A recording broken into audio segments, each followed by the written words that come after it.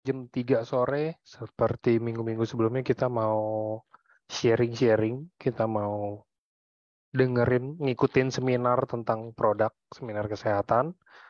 Nah, jadi seperti yang udah dijanjin sebelumnya, kalau misalkan katanya di hari Sabtu ini kita mau ada tanya jawab produk dan lain-lain, teman-teman bisa nanya sepuasnya tentang produk. Mungkin harus konsumsi berapa saset, mungkin kalau misalkan saya kayak gini, boleh nggak konsumsi ini? Kalau misalkan saya kayak gini, boleh nggak konsumsi ini? Kalau misalkan saya konsumsi sudah rutin, tiba-tiba berhenti, boleh nggak saya konsumsi lagi? Habis makan obat, boleh nggak saya konsumsi ini? Habis makan langsung mau konsumsi, boleh. Nah, banyak banget tuh pertanyaan-pertanyaan gitu kan. Nah, hari ini jadi semuanya akan boleh teman-teman tanyain. Jadi nanti tinggal dijawab sama speaker kita hari ini, yang seorang dokter. Jadi setiap Sabtu ini emang speakernya dokter. Hmm, Tujuan acara ini dibuat emang biar teman-teman semuanya tahu tentang produk. Tapi sebelumnya mungkin uh, karena kan kita waktunya lumayan terbatas ya teman-teman. Jadi kayaknya pertanyaan mungkin kalau nanti banyak banget belum tentu bisa terjawab semua. Jadi harap sabar ya kan. Nanti masih ada acara-acara berikutnya kalau yang memang nggak bisa terjawab saya minta maaf dulu in advance.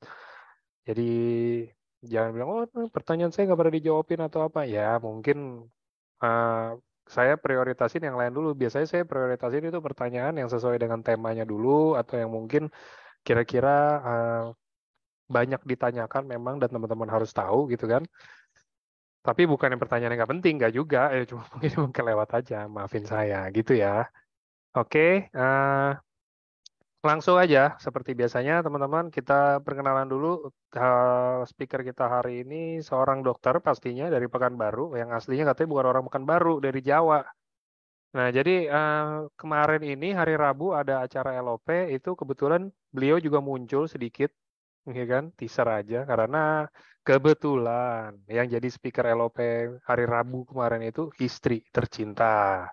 Jadi eh, beliau bantuin kemarin itu ada yang tanya tentang produk, tapi hari ini dia sendiri harusnya, ya kan, yang akan menemani kita semua, yang akan eh, mendengarkan semua pertanyaan-pertanyaan dari teman-teman yang akan membantu menjawab dan akan membantu untuk sharing materinya beliau hari ini yang temanya 4 saset 5 sempurna part 2 karena lagi itu udah pernah. Oke, nah langsung aja saya spotlight.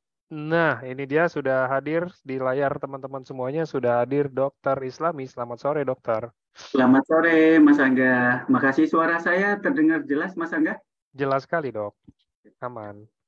Oke, Dok. Kayaknya nggak usah perkenalan lagi lah, Dokter Islami udah kenal semua harusnya ya. Dan lumayan eksis juga, salah satu dokter yang lumayan eksis digital ya. Jadi banyak konten-kontennya yang mungkin bermanfaat buat teman-teman juga semua. Nanti mau TikToknya apa, Instagramnya apa, nanti tanya langsung deh gitu ya. Oke, kalau gitu mungkin bisa langsung, mungkin kalau mau ada penjelasan sebelum materi boleh, mau langsung share materi juga boleh. Monggo dok. Assalamualaikum warahmatullahi wabarakatuh.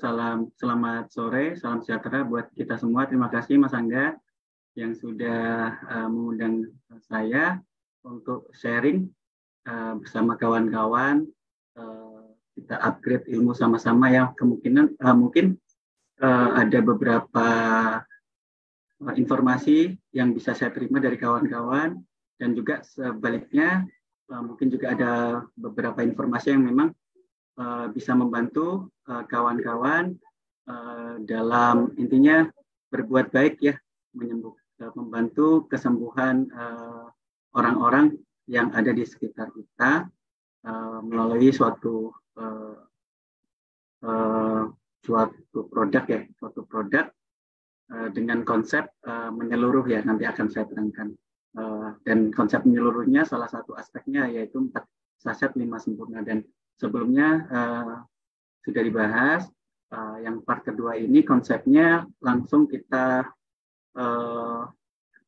contoh kasus nanti kita akan bahas, kita coba kawan-kawan untuk menganalisis permasalahannya apa, kemudian perkiraan estimasi kebutuhan dari pasien itu berapa, dan cara minimnya seperti apa, itu nanti goal kita Mas Angga. Mudah-mudahan kawan-kawan bisa menyimak dengan baik. Mungkin itu, mungkin langsung saja tadi disampaikan Mas Angga. Yes, silakan. Izin saya share screen ya.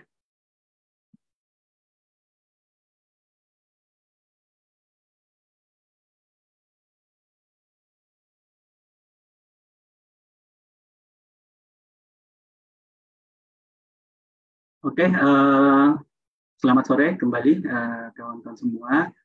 Izin saya Dr. Islami akan sharing dengan kawan-kawan, kita diskusi sama-sama terkait konsep sehat ya, dengan topik 4 saset 5 sempurna bagian kedua ya. Nah, jadi quotes-nya saya tidak lupa mengingatkan kawan-kawan supaya memiliki harapan ya, memiliki goal, memiliki impian ya, karena for everyone who has help has hope ya, and everyone who has hope has everything ya. Jadi kawan-kawan, kalau misalnya kita sehat, kita mudah memiliki impian ya, dan kalau kita memiliki harapan, kita memiliki segalanya ya. Jadi nggak cuma sehat saja, orang sakit pun juga harus memiliki harapan untuk sehat. Karena jika kita sehat, kita memiliki segalanya. Oke, sedikit ya, kita scanning dulu ya kawan-kawan. Tipe-tipe yang ada hadir di Zoom kali ini ya. Yang pertama, mungkin contohnya seperti saya ya. Saya merasa healthy people ya. Saya merasa sehat, merasa belum perlu ya, karena saya juga masih aktif bekerja, pendapatan saya cukup untuk kehidupan saya sehari-hari dan untuk anak saya. Nah, di sini kawan-kawan harus mengerti, di dalam tubuh kita terjadi proses kerusakan yang terus-menerus. Nah, kalau kita tidak memperhatikannya, kita akan sakit pada the end of our life, kita akan sakit. Nah, bayangkan kita sehat, di usia-usia tertentu kita sakit, ini putus semua ya. Nggak ada pendapatan, nggak ada kesehatan, harapan berkurang, dan sebagainya. Jadi saya putuskan, saya harus sehat, saya harus aktif ya, saya harus misalnya masih bisa aktif di usia-usia senja saya, sehingga saya bisa merasakan kenikmatan hasil kerja jeripayah saya selama ini. Ya. Usia tua saya bisa jalan-jalan, usia tua saya nggak sakit, usia tua saya tidak menyusahkan anak-anak atau keluarga saya, sehingga saya putuskan untuk berubah, untuk jauh lebih sehat, gitu ya. Jadi kawan-kawan, jika ada yang sehat, maksudnya berjumpa dengan orang yang sehat, nah itu ya konsepnya. Pada dasarnya semua akan sakit, ya, semua akan mati. Nah, tetapi di usia-usia senja kita sakit itu kita eliminir, sehingga kita bisa hidup bahagia di usia senja ya. Oke, yang selanjutnya yang hadir di sini ya kemungkinan orang-orang yang sakit ya, yang orang sakit karena tadi punya harapan ingin sehat. Nah, jadi kawan-kawan, mindsetnya kalau orang sakit pertama harus diyakinkan dia harus punya tujuan, punya harapan, dia harus sehat. Kalau nggak punya dasar seperti itu akan susah. Harus kita yakinkan ya. Yang kedua, dia akan psikologisnya lemah karena dia sudah tidak bekerja, kemudian merasa tidak berdaya, psikologisnya jatuh ya. Apalagi sudah berobat kemana-mana, nggak ada penyembuhan dan biaya sudah habis banyak ya. Jadi ini salah satu yang harus kita bantu. Apa saja nanti saya sampaikan. Yang selanjutnya nih ya, orang sehat, orang yang punya wawasan tinggi karena ada dana yang cukup, dana yang besar, ingin kerja cerdas, ya, ingin kerja cerdas. Nah, tetapi kita harus menginvestkan di tempat-tempat tertentu, di bisnis-bisnis tertentu yang harus yakin dan jelas ya. Jadi ketiga ini, apa syaratnya supaya kita bisa sukses ini? Okay. All we need is keyakinan ya, harapan dan impian. Kawan-kawan kalau misalnya hadir di sini tidak ada keyakinan, jadi akan sia-sia. Jadi energinya nggak akan keluar. Ya, saya harap yang ada di sini harus yakin, punya harapan dan punya impian untuk maju dan sukses dan sehat. Ya, itu syarat, maksudnya syarat ya, yang harus kita dapatkan dari pertemuan kali ini. Yang saya harap kawan-kawan miliki. Oke, kita lihat ya. Kita lihat kawan-kawan, Anda bayangkan ya, kita berada di sini. Ya, kita berada di posisi orang yang sakit ya. Rasanya seperti apa? Tidak berdaya, kemudian melihat keluarga kita menangis untuk kita, sedih untuk kita, itu rasanya seperti apa? Coba Anda renungkan, Anda bayangkan di posisi seperti ini yang sudah tidak berdaya lagi ya. Nah, apalagi kita lihat yang di sini ya, orang tersayang kita sakit. Gimana rasanya, gimana sedihnya, gimana hancurnya orang yang kita sayang sakit ya. Sehingga kita harus berjuang ya supaya kita tidak terjadi seperti yang di gambar ini ya. Kita bisa lihat ya berapa biaya yang harus kita keluarkan. Psikologis kita, nggak cuma kita, keluarga kita juga akan terpengaruh. Kalau di rumah sakit, maka seisi rumah akan ikut sakit. Nah, kualitas hidup juga jelek, nggak bisa jalan, buang air besar juga harus dibantu orang, sangat tidak menikmati ya. Nah, kemudian kalau kita sakit, jelas pendapatan kita berkurang, produktivitas kita berkurang. Sepakat ya, kita harus sehat, kita harus maju, ya, kita harus sukses. Karena kita sukses, maka kita bisa menyayangi orang-orang yang kita sayang, dan termasuk diri kita sendiri. Oke, itu pendahuluan ya. Jadi saya kasih konsep yang cukup ringan, yang mungkin kawan-kawan bisa adopt ya, sehingga bisa diduplikasi. Jadi konsep sehat itu simple ya, saya bikin sesimpel mungkin. Semua harus seimbang ya. Sel harus seimbang, sel harus baik ya. Apa yang menyeimbangkan ya? Kita harus ada zat-zat ya yang di dalam tubuh kita, atau senyawa-senyawa atau sel-sel yang lain ya di dalam tubuh kita untuk melindungi kita dari serangan kerusakan, baik kerusakan dari dalam tubuh maupun dari luar. Oke, salah satunya untuk perusak sel ya, yang menyebabkan sakit, sel rusak akan menjadi berkumpul banyak sel yang sakit, sel yang rusak maka menjadi suatu penyakit ya. Penyebabnya salah satunya adalah oksidan ya, radikal bebas. Nah, radikal bebas ini bisa kita temui, kita bernafas saja, tarik nafas, kita hembuskan, di dalam tubuh ada metabolisme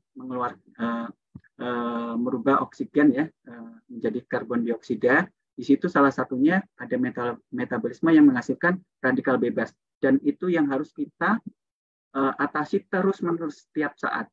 Kalau misalnya kondisi kita nggak bagus, antioksidan alami dalam tubuh kita berkurang, atau ditambah antioksidan asupan makanan kita tidak ada, maka akan terjadi kerusakan sel.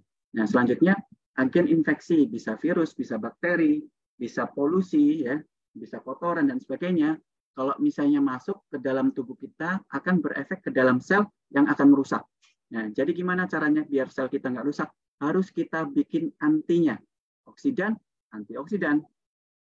Agen infeksi, ya sistem imun. Ya, jadi kita tingkatkan antioksidan kita tingkatkan sistem imun kita, insya Allah sel kita akan terawat dengan baik. Nah, selanjutnya, kalau misalnya tidak seimbang, seperti apa dok? Misalnya ini ya, oksidasi berlebihan, infeksinya berlebihan, maka sel yang rusak. Nah, ini yang tadi yang dua yang saya bahas sebelumnya itu orang-orang yang sehat ya, supaya tidak sakit kita harus jaga. Nah dok, kalau udah sakit gimana? Nah, di posisi berarti sel rusak, jaringan rusak, organ rusak. Nah, harus gimana dok? Nah, lihat ya, kalau sel di posisi sudah rusak, maka sel harus diregenerasi ya, dengan sel yang baru membutuhkan nutrisi ya, membutuhkan nutrisi, dan ini harus kita cukupi supaya regenerasi selnya bisa maksimal, bisa bagus dan sempurna. Ya, ini konsepnya ya. Saya ulangi ya. Jadi oksidasi agen infeksi harus ditangkal dengan sistem imun yang baik dan antioksidan. Yang selanjutnya, sel yang rusak kalau misalnya kita udah sakit harus diregenerasi sehingga sel akan seimbang dan sehat. Oke. Nah, apa itu antioksidan? Ya, kita udah banyak bahas ya. Ya, senyawa untuk mencegah atau memperbaiki kerusakan sel melawan dari oksidasi yang berlebihan di dalam tubuh kita. Di mana di dalam tubuh kita itu senantiasa melakukan metabolisme yang menghasilkan oksidasi ya, radikal bebas. Kalau misalnya radikal bebas ini berlebihan, terjadi stres ya, terjadi stres dan itu akan menyebabkan rusak. Nah, maksudnya apa dok? Kalau misalnya ini ya di slide ini ya oksidan atau radikal bebas, yaitu radikal bebas terbentuk dalam tubuh ya, atau adalah bahan kimia yang dihasilkan dari proses metabolisme, termasuk pencernaan makanan dan penggunaan oksigen ya. Jadi oksidasi berlebihan atau penyebab radikal bebas ini tolong dicatat kawan-kawan ya. Penyebab radikal bebas tertinggi nomor satunya adalah glukosa, metabolisme dari gula. Jadi kawan-kawan sudah mulai kita harus aware terhadap konsumsi gula yang berlebihan atau karbohidrat non kompleks kayak nasi. Ya, jadi kawan-kawan harus memilih untuk suplemen gula diubah jadi karbohidrat yang kompleks dan kurangi asupan dari gula. Yang kedua, dari pencernaan makanan yang banyak menyebabkan radikal bebas yaitu garam. Ya, garam-garam di dalam tubuh metabolisme juga akan menyebabkan kelebihan garam juga akan menyebabkan peningkatan radikal bebas di dalam tubuh ya. Ingat, cukup dua itu aja kawan-kawan kurangi ya atau pantau sehingga kawan-kawan insya Allah jadi sehat. Nah, kemudian penggunaan oksigen. Nah, di dalam tubuh kita bernafas saja kita sudah mengeluarkan oksidasi ya. Apalagi yang kita hirup itu banyak polusi, polutan, udah kacau, hancur ya. Jadi misalnya kawan-kawan sekarang nih di Jakarta polusinya berantakan ya. Kemudian mungkin di tempat saya di Pekanbaru juga udah beberapa minggu ini kabut asapnya luar biasa. Nah, oksigen saja bisa menyebabkan radikal bebas, apalagi dengan polusi ya. Hati-hati, harus kita jaga yang kita hirup ya. Itu 3 pilar utama penyebab radikal bebas. Ya. Nah, ini asap rokok, asap kendaraan, paparan radiasi ya, zat beracun ya, logam berat ya. Dari pusat masuknya radikal bebas yaitu dari mulut ya dan hidung. Mulut ke pencernaan, ke usus, pernafasan ke paru-paru ya. Itu konsepnya. Oke, sistem imun sama yang udah banyak, nanti kita akan bahas. Oke, nutrisi. Nah, nutrisi kawan-kawan itu banyak ya. Yang dulu nutrisi yang sering kita kenal yaitu makronutrien. Apa makronutrien itu? Karbohidrat, protein, lemak, ya. Kemudian mikronutrien itu misalnya mineral, vitamin. Nah, kemudian yang lebih hebat lagi ada nanonutrien, di mana size-nya sangat kecil, ya dibuat sedemikian rupa sehingga langsung terserap oleh sel, langsung terserap oleh tubuh. Nah ini ya, nanti di topik kita akan bahas nanonutrien atau ukurannya Dalton ya. Jadi kawan-kawan biar mengerti dulu Dalton itu apa? Nah, Dalton termasuk nanonutrisi yang mudah diserap di dalam tubuh kita. Oke. Nah, jadi kapan kita sehat kawan-kawan? Nah, simpel aja. Kalau kita sehat ya harus seimbang antara oksidasi dan antioksidan. Kalau berlebihan tadi rusak.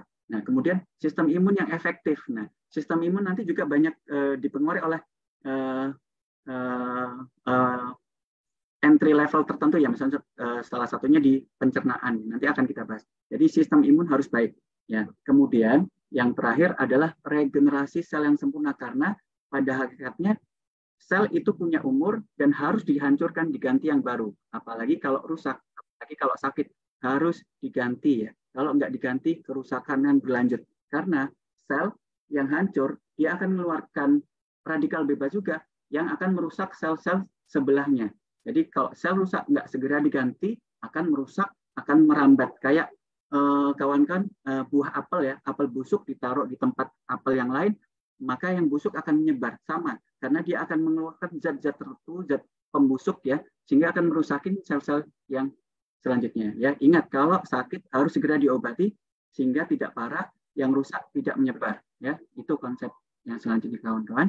Oke, nah ini saya terangkan sedikit kawan-kawan video ya, di mana ini jalur dari gimana stem cell atau regenerasi sel itu bekerja. Ya, kalau misalnya ada organ, ada sel rusak, ya, maka sel tersebut akan mengeluarkan zat tertentu. Zat tertentu akan keluar ke darah, zat tertentu tadi akan dialirkan darah menuju sumsum tulang, memberi sinyal. Nah, di sumsum tulang akan dengan proses tertentu akan mengeluarkan stem cell. Stem cell keluar di dalam darah menuju tempat di mana sel itu rusak, sehingga sel yang rusak tadi segera diregenerasi. Ini videonya ya, kawan-kawan perhatikan.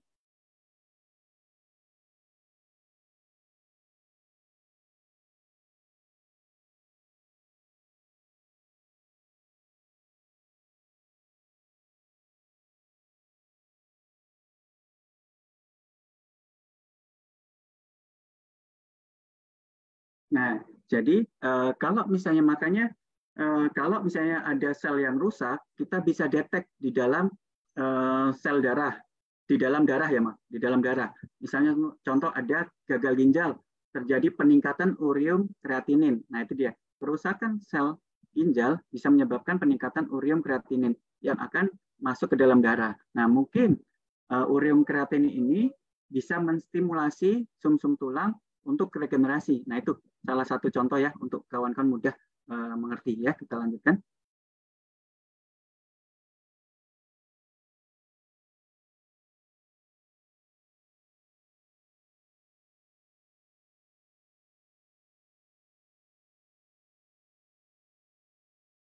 Nah, ini di sumsum tulang, dia akan merangsang stem cell untuk dikeluarkan.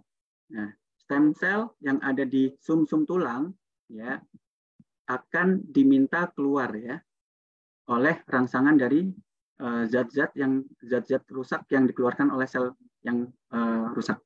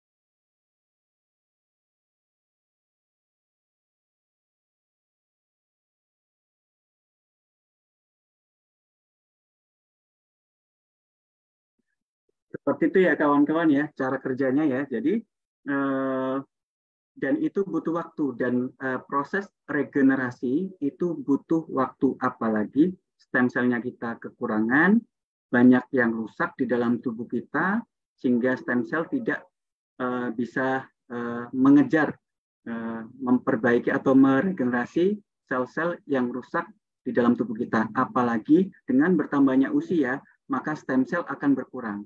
Ya, itu faktor-faktor yang nanti akan mempengaruhi kenapa regenerasi tidak bisa cepat ya. Memang butuh waktu, kemudian di dalam tubuh kita memang ada sel-sel yang memang sudah waktunya rusak, ditambah ada penyakit-penyakit yang mungkin kita tidak tahu dan itu harus diganti. Nah, apalagi penyakit yang sudah jelas ya. Jadi stem cell akan kerja keras, apalagi kalau stem cell-nya tidak dinutrisi dengan baik, maka regenerasi tidak terjadi. Oke, jadi itu ya kawan-kawan sedikit ya, langsung kenapa kok banyak sel-sel rusak ya di dalam tubuh kita sekarang ya, karena di dunia modern jelas makan nggak teratur ya, makanan jelek-jelek ya, konsumsi makanan yang nggak bagus ya, kemudian tekanan tinggi ya, di mana tuntutan masyarakat, tuntutan hidup, kemudian tuntutan pekerjaan itu sangat tinggi, sehingga menyebabkan kita stres, kemudian ditambah kehidupan modern banyak polusi yang jelas mempengaruhi kesehatan kita. Kemudian salah satu penyebab lain di mana regenerasi sel itu sangat aktif pada saat istirahat. Nah, di mana kalau misalnya kita tidurnya kurang, ya tidur sering begadang, maka juga regenerasi sel tidak terjadi dengan baik. Ya, kemudian apalagi malas makan nutrisi ya, makan 4 sehat 5 sempurna ya. Kemudian jarang olahraga ya, apalagi makanannya yang tidak ada variasinya, itu aja sehingga nutrisi tidak tercukupi. Nah, ini permasalahan kita, sehingga dari permasalahan ini sel kita mudah rusak ya, sel rusak, jaringan rusak, organ rusak, nampak di dalam tubuh kita sehingga terjadi suatu penyakit ya, gejala sign and symptomnya langsung nampak ya. Oke. Nah, ini kita coffee break sedikit ya. Kita tarik nafas dulu kawan-kawan, mohon maaf, kita coffee break sebentar. Kawan-kawan bayangkan betapa indahnya hidup kita di keluarga AFC ini. Kita keluarga saling support, saling dukung. Ini ada video ice breaking kita sambil nanti melanjutkan materi selanjutnya. Kalau misalnya ada kawan-kawan di sebelah, kita duduk sama-sama, kita gandeng sambil kita bayangkan. Video ini saya ambil di YouTube dari Anissa. Mungkin kalau misalnya yang punya videonya menonton, saya ucapkan terima kasih. Kredit saya buat beliau, dan ini saya putar untuk menyemangati kita berhenti sejenak mensyukuri ya apa yang kita punya, kemudian kita berjuang bersama-sama. Tidak mudah, memang hidup ini tidak mudah, tapi dengan adanya support, dengan adanya keluarga, dengan adanya AFC ini, kita maju sama-sama ya, kita belajar sama-sama, kita sehat sama-sama, kita sukses sama-sama. Yuk kita dengarkan.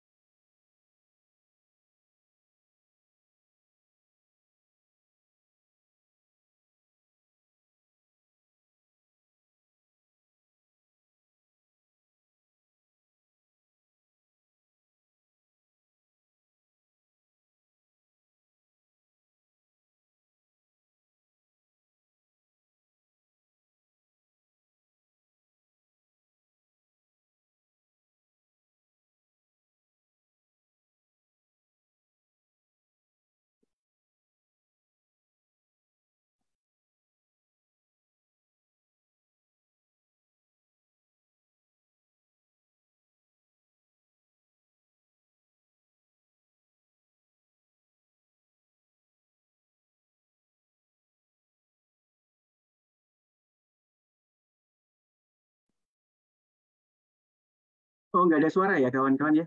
Sebentar. Oke. Oh, mungkin settingan saya ya. Oke, kita skip aja ya kawan-kawan ya. Intinya gini. Kawan-kawan, hidup tidaklah mudah ya. Majulah walau tertatih ya. Walaupun sedikit demi sedikit, jangan putus harapan, karena harapan itulah yang menguatkan kita. Memang hidup nggak mudah ya, memang hidup nggak mudah. Tapi kalau kita nggak menapak, kita nggak berjalan, kita nggak akan sukses ya, nggak mudah. Tapi tetap yakin kepada diri kita, yakin ada harapan, ada orang baik, dan kawan-kawan nggak salah bergabung di AFC ini, di mana kita saling bantu-membantu ya, leader-leader kita pun membantu kita ya. Dan saya rasakan itu, banyak yang saya rasakan. Ya mungkin itu ya, banyak-banyak mencintai diri sendiri, karena dengan mencintai diri sendiri kita akan menjaga dan mudah bangkit ya teman-teman.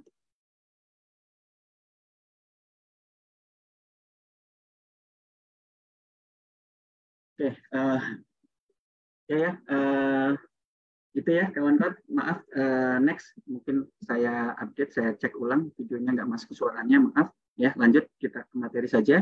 Tadi ya gampang sakit karena 4 hal ini langsung. Nah, oke.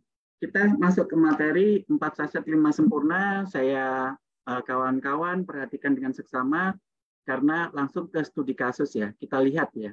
Nanti jawabannya setelah kawan-kawan mencoba menganalisis, nanti setelah dianalisis kawan-kawan di keep in mind dulu ya, jangan dijawab nanti apakah jawabannya sama dengan saya.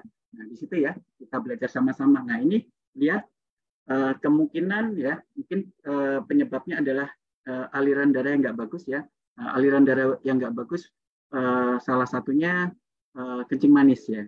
Kencing manis juga menyebabkan pergerakan dari sel darah putih atau sistem imun itu nggak berjalan dengan baik, nggak bisa menempel ke tempat yang terinfeksi, tidak bisa mencapai daerah-daerah yang terinfeksi, sehingga lukanya tidak bisa diisolir dengan sistem imun, lukanya terus-terus membesar. Nah, kemudian karena aliran darah nggak bagus, ya, sehingga luka regenerasinya juga tidak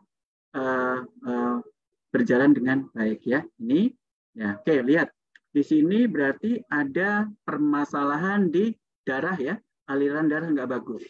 Kemudian ada permasalahan ini selnya banyak yang rusak, harus banyak diregenerasi ya. Kemudian kira-kira ini kan ada barrier kulit yang hilang, kemungkinan mudah infeksi, berarti sistem imun juga harus kita tingkatkan. Ingat, kencing manis ya salah satu penyebabnya atau seluruh penyakit yang ada disebabkan oleh pencernaan yang nggak bagus ya. Jadi pencernaan yang kotor, sehingga kotoran-kotoran yang harusnya nggak diserap itu terserap ke dalam darah. Salah satunya mungkin gula. Ya, gulanya berlebihan, gula yang banyak tertempel, ususnya nggak bagus ya, sehingga penyerapan gula juga berlebihan. Ya, ususnya harus diperbaiki sehingga penyerapan nutrisi yang ada di dalam usus kita yang menuju ke darah juga bagus. Berarti usus harus kita perbaiki, sistem imun harus kita perbaiki, regenerasi sel harus kita perbaiki, aliran darah harus kita perbaiki. Ada 4 poin dan semuanya ada 4 titik ya, ada 4 titik. Nanti kawan-kawan, nanti apa yang saya sampaikan ada 4 titik ya. Oke. Ya, ini sama ya. Udah lukanya infeksi ya. Kemudian sel banyak yang rusak. Nah, kawan-kawan lihat dari sini kawan-kawan bisa memprediksi permasalahan apa saja ya. Jelas aliran darah, infeksi atau sistem imun ya. Kemudian sel banyak yang rusak harus diregenerasi. Kemudian penyebabnya seluruh penyakit adalah usus. Ususnya harus diperbaiki ya. Ada 4 poin juga. Nah, sama ini ada 4 poin juga ya. Oke, sama ini luka yang busuk ya. Sudah terjadi regenerasi ya. Permasalahannya sama di 4 poin juga. Oke, kita bahas sekarang ya. Ingat si biru ya. SOP Subarasi ya. Nah, SOP Subarasi itu bekerjanya konsepnya 2. Memperbaiki kualitas darah dan regenerasi. Itu ya konsep. Kalau misalnya penyakitnya berhubungan dengan darah ya, itu kawan-kawan ingatnya SOP Subarasi. Ya. Kalau penyakitnya berhubungan dengan sel banyak yang rusak, berarti regenerasi. Ingatnya Subarasi. Nah, itu ya, darah dan sel rusak, penyakit di dalam darah, kemudian sel-sel banyak yang rusak, ingat Subarasi. Oke, paham ya? Kenapa? Karena di SOP Subarasi ada triple peptide, ya, ada marine placenta dari Oncorhynchus ya, kita salmon di Hokkaido, kemudian ada sarden peptide ya. Nah, dua ini adalah nutrisi stem cell yang luar biasa ya.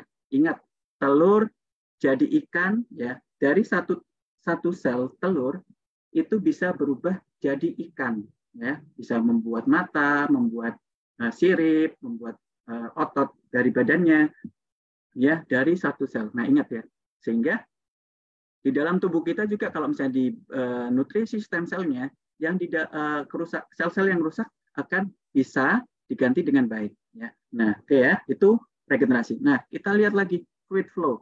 Nah, fluid flow ya sudah diteliti ya. patennya sudah ada. Saya sudah cari tadi di Google, patennya ada. Kawan-kawan harus melihat, mencoba nyari di Google patennya, kawan-kawan pelajari. Ya, kawan-kawan print, sehingga kalau misalnya ada orang medis, orang apa, itu tunjukkan. Ya, itu cara salah satunya. Suruh baca. Ya, nah, di mana fruit flow ini dia antioksidan. Ingat tadi permasalahan di dalam darah, ya, makanan, apalagi glukosa di dalam darah terjadi oksidasi ya. Metabolisme terjadi sisa-sisa atau oksidasi atau radikal bebas.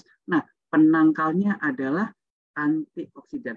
Sehingga kualitas darah kita akan diperbaiki. Ya, itu dia. Penyakit metabolisme, ya biasanya darahnya bermasalah, kemudian masuk ke target organ yang bermasalah, maka disitulah peranan darah yang harus kita perbaiki dari radikal bebas tadi ya, dilawan oleh antioksidan.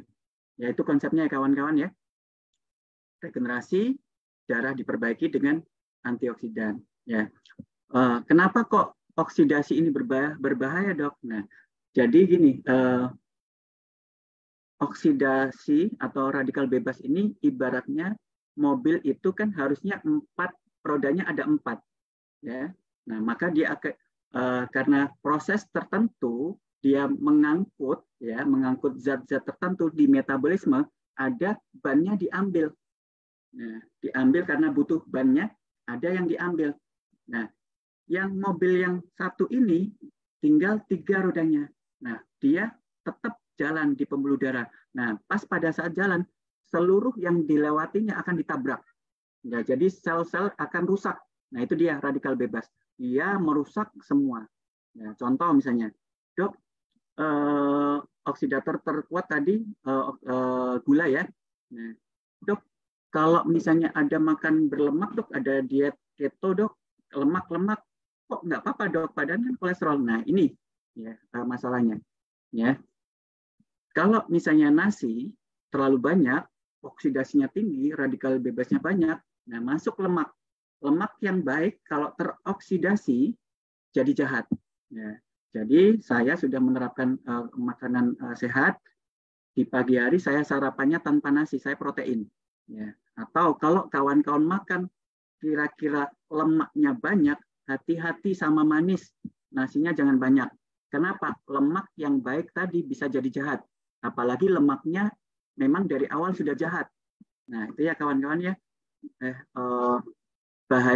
Bahayanya radikal bebas.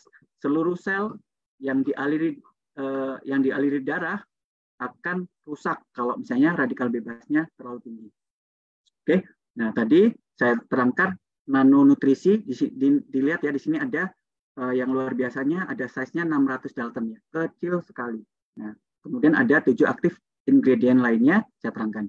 Marin placenta, sardine peptide, fruit flow ya, tadi udah kita bahas, chondroitin untuk jaringan sendi ya, chondroitin, asam amino, tadi ada banyak ya, ini asam aminonya sudah cukup lengkap ya, banyak. Yang kemarin kalau misalnya kawan-kawan bahas ada triptofan, salah satu prekursor hormon melatonin untuk tidur, mood dan lain sebagainya. Ya, nah ada asam amino ya, asam aminonya tadi di tabel tadi ada kolagen supaya membentuk sel itu ada jaringan ikatnya, salah satu jaring ikat supaya badannya bagus, supaya misalnya kayak contoh kulit itu kencang, dibutuhkan kolagen ya. Nah, di dalam SOP juga ada L-glutathione, ini salah satu antioksidan terkuat ya. Ya, jadi sudah ada. Kemudian asam nukleat, ini kan penting untuk DNA kita. Jadi memberikan suplemen untuk mensuplai pembentukan DNA ya. Kemudian elasin sama ya, hampir sama kayak kolagen, sama serat-serat untuk jaringan ikat. Kemudian asam hyaluronat di cairan-cairan ya, terutama cairan sendi ya. Makanya kalau ada yang sakit pinggang, sakit sendi-sendi juga bisa terbantu karena ada kandungan asam hyaluronat. Oke, ini proteinnya. Nah, ini kawan-kawan harus belajar ya. Intinya dari semua ini dia akan memperbaiki kualitas darah dan regenerasi. Jadi kawan-kawan nggak usah bingung, nggak usah menghafalkan semua. Tapi kalau di rumah kawan-kawan belajar paten fungsinya, kawan-kawan baca. Nah, Tapi kesimpulan konsep yang saya berikan yaitu SOP Subbarasi kuat di memperbaiki kualitas darah dan regenerasi. Hal-hal penyakit yang berkaitan dengan kualitas darah cocok dengan SOP. Hal-hal yang berkaitan dengan kerusakan sel paling cocok dengan ada dua poin utama ya di situ. Nah, kita rehat sebentar, tarik nafas. Kita sudah bahas SOP. Ya, SOP Subbarasi sudah clear dengan dua konsep, darah dan regenerasi. Oke. Nah, selanjutnya. Nah, ingat, seluruh penyakit di dalam tubuh kita berasal dari usus. Ya. Ya. Bahkan usus sempat saya sebut, sempat referensi juga dari buku-buku ya, jurnal-jurnal, bahwasanya usus adalah otak kedua. Kenapa? Saking banyaknya metabolisme yang terjadi di dalam usus, ya itu. Oke, banyak efeknya menyeluruh ya, bisa ke otak, psikologi, sistem imun ya, seluruh organ ya, semua bisa dipengaruhi oleh usus kita. Nah ini, awas, semua penyakit yang Anda derita bisa jadi bersumber dari usus. Ingat, pengobatan holistik, kawan-kawan ingat pengobatan holistik, seluruh penyakit ya, ingat perbaiki ususnya dulu sehingga zat-zat yang nggak bagus nggak menambah terserap ke dalam darah sehingga terjadi kerusakan yang terus-menerus. Kalau misalnya ususnya kita perbaiki sehingga nutrisi asupan nutrisinya bagus, zat-zat yang jelek nggak masuk, maka darah akan ikut bagus juga. Ya, itu konsepnya. Nah, ini kawan-kawan. Nah, ini usus kotor. Kalau kanker nih, tengok ada jamur, ada plak, ya ada hitam ya. Ya, ini toksin dan sebagainya ini. Jadi kalau misalnya udah kanker usus, kita kasih nutrisi, usuk-usi, kadang diare. Kenapa? Ini kotor kali. Ini kemungkinan bakteri baiknya akan membersihkan ini. Ya, akan membersihkan pelan-pelan sehingga terjadi reaksi, bisa diare, bisa sakit ya. Nah, itu tetap tenangkan, yakin karena pada orang sehat, sehat tidak ada efek sama sekali ya, tidak ada efek yang menyebabkan diare.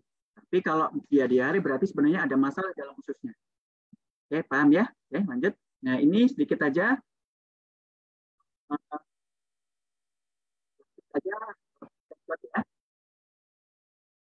ini usus apa? Nah, ini kanker payudara, khusus di kanker payudara ini sekali kawan-kawan. Salah satu penyebab kanker payudara, salah satunya adalah lemak ya, konsumsi lemak yang berbahaya. Nah ini lemak lengket, ini lemak bisa bertahun-tahun nempel di sini, lemak yang jelek yang udah jadi bau, udah jadi sampah ini diserap. Nah ke dalam darah, nyari oksidasi berlebihan, nyari tempat tertentu ya di dalam tubuh yang lemah. Ya kalau lemak salah satu terlemah yang mudah berkawan yaitu lemak di dalam payudara sehingga bisa terpengaruh ya itu. Nah, kanker payudara ya kan diobatin kanker payudaranya. Kita lihat ususnya kotor gini ya. Jadi kawan-kawan nggak kalau misalnya pengobatan kawan-kawan harus konsepnya holistik ya. Nggak cuma ngobatin di kankernya saja, tapi siapa tahu penyebabnya memang dari usus ya. Tetapi saya ingatkan kembali bahkan seluruh penyakit di dalam tubuh kita itu berasal atau awal mulanya dari usus. Oke, nah ini ya, ingat gimana cara memperbaiki usus, yaitu dengan bakteri baik ya. Dimana bakteri baik ini melawan bakteri buruk yang ada di dalam usus kita. Nah, gimana peranannya, mekanismenya seperti apa? Nah ini, kawan-kawan bisa lihat di sebelah kiri yang ini ya. Nah, ini usus bagus ya, bakteri baiknya banyak, bakteri sedikit, bakteri jahatnya dilawan, dikonter ya, defense ya, sehingga bakteri yang jahat itu sedikit. Nah, oke, peranan probiotik di sini ya. Nah, kemudian probiotik juga ada beberapa zat-zat tertentu, zat-zat racun itu dicerna dulu oleh oleh probiotik ya. Salah satunya mungkin triptopan ya, banyak ya, ada protein-protein tertentu yang memang nggak bisa langsung dicerna, dibantu dulu oleh bakteri baik sehingga mudah dicerna jadi bahan kecil-kecil. Ya. Kemudian kalau misalnya probiotik bagus, bakteri jahatnya sedikit, nih barier usus akan bagus. Ya, barier usus akan bagus sehingga zat-zat yang masuk itu sedikit, kemudian alergen-alergen itu juga sedikit ya. Misalnya contoh ada bakteri yang jahat itu masuknya cuma sedikit, sehingga sistem imun yang melawan bakteri jahatnya itu sedikit, yang keluar sedikit. Ya. Sistem imun kita nggak capek. Ya, kalau sistem imun kita nggak capek melawan atau memperbaiki usus di dalam memperbaiki usus, maka sistem imun di tempat lain akan terjaga dengan baik.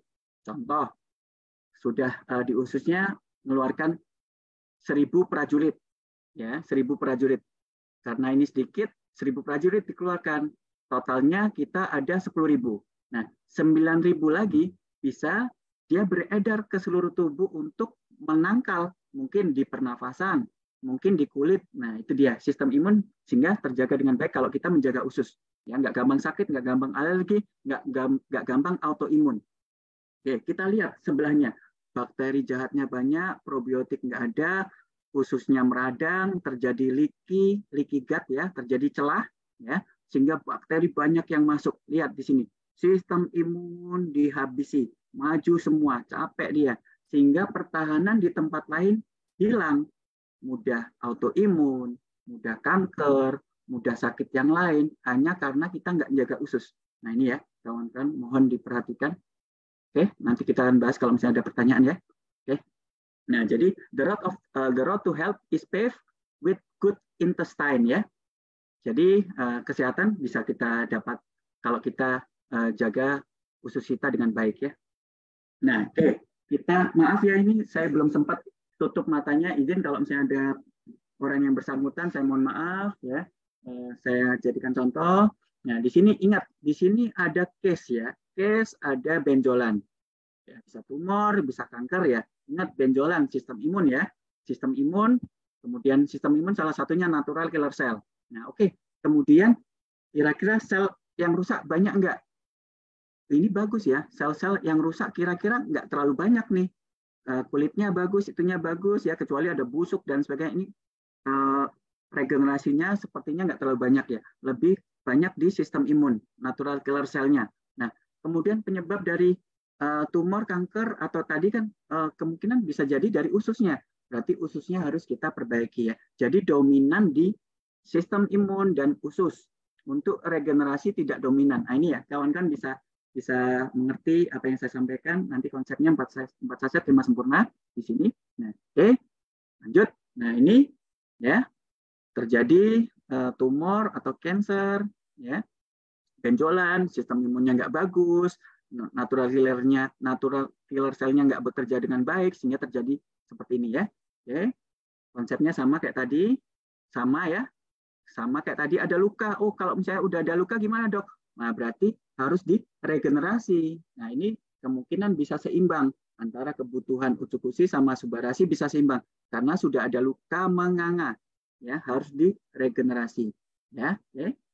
Nah ini sistem imun kulitnya gimana nih dok? Kulitnya banyak yang rusak nggak?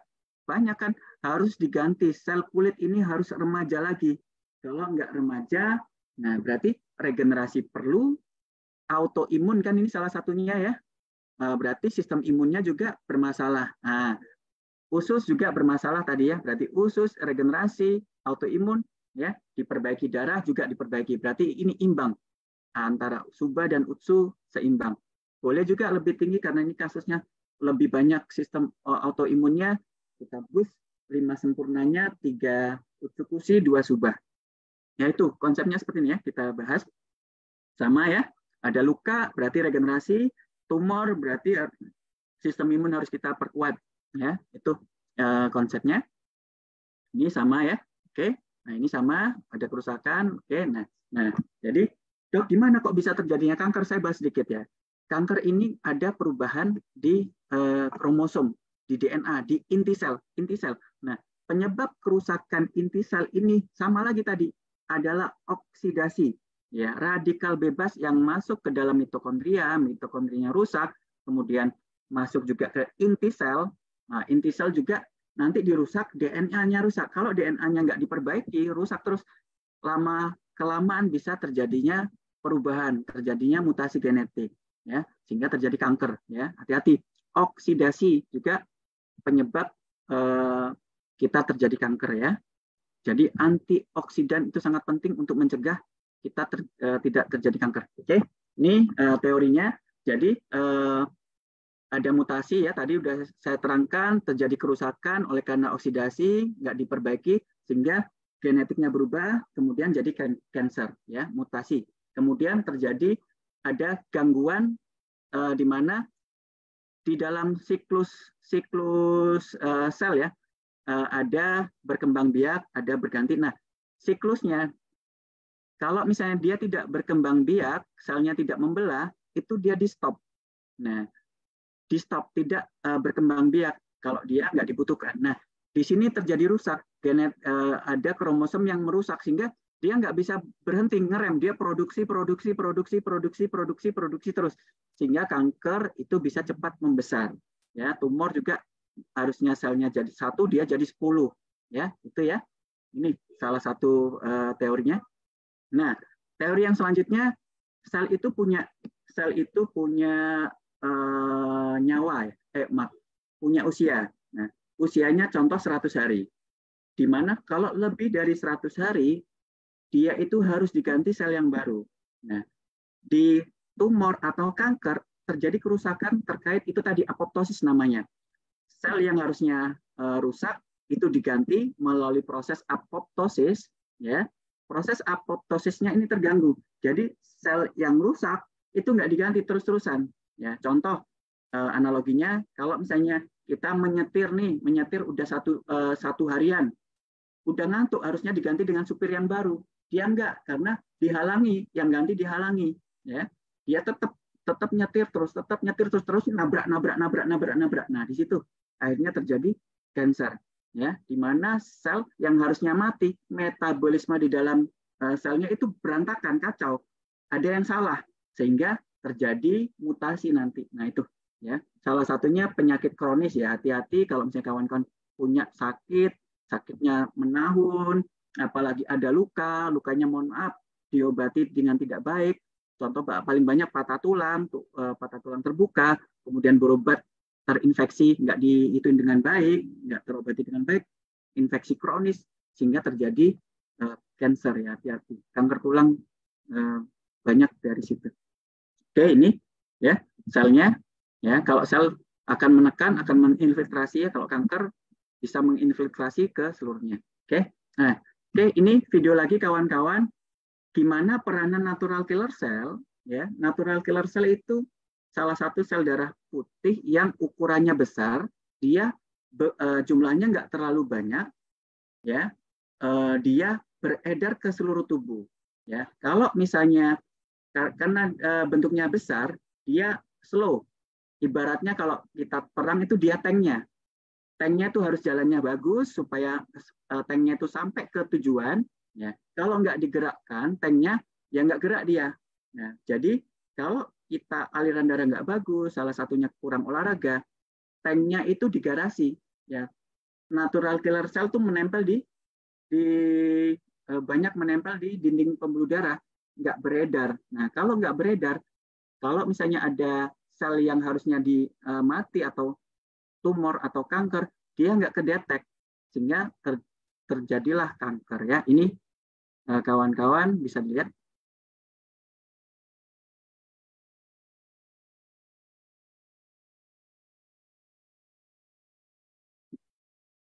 Ini natural cell, ya. Nah, dan kawan-kawannya. Ini ukurannya besar. Ini sel-sel yang ukuran besar. Ya, sel-sel yang ukuran besar. Salah. Nah, ini yang kecil. Ya, antibody.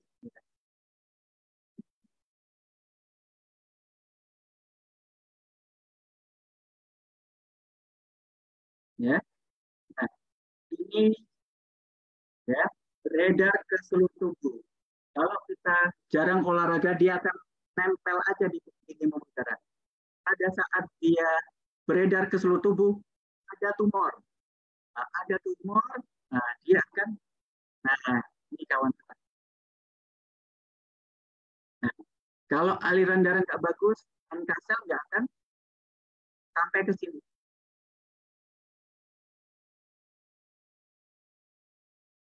Nah, langsung dihancurkan.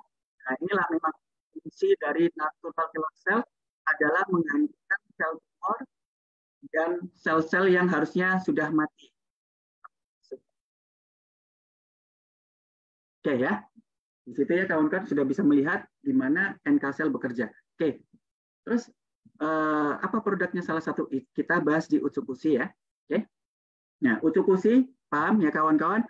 Di sini ada salmon mild DNA ya dari ikan Oncorhynchus ya, kita salmon, dan ada Takara kombu fukoidan ya. Takara kombu fukoidan ini nutrisi langsung untuk natural killer cell, dan ada 2 probiotik yang untuk melindungi usus ya.